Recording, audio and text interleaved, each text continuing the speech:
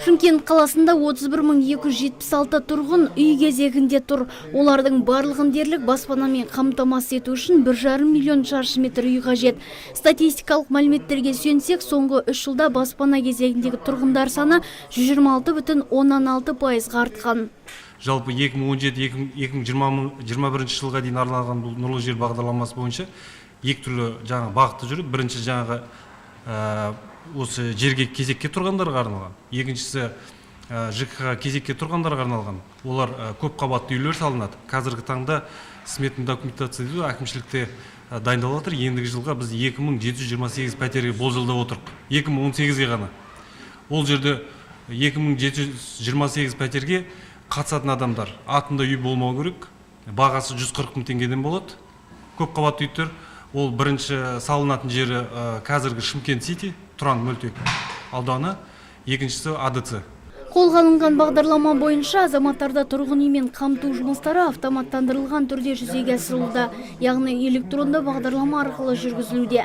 Сондай-ақ сіз баспаналы болу үшін міндетті түрде Қазақстанның тұрғын үй құрылыс жинақ банкінің салымшысы болуыңыз қажет. Бұл бағдарлама аясында салынған үйлер кредиттік несие негізінде және арендалық қорын ұлғайту мақсатында тұрғын үймен қамтылады.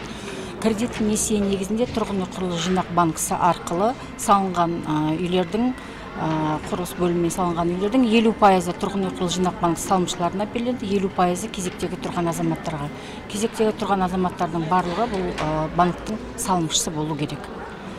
Барлық өтінімдердің бәрі бағдарлама қатысу үшін электронды түрде қабылданады. Сондай-ақ Шымкентте нұрлы жер бағдарламасы аясында 120 мың адам кезекте тұр. Оларға жалпы 767 гектар жер бөлінсе, шамамен 5 мыңнан астам тұрғындар жер телімдеріне ие бола алады.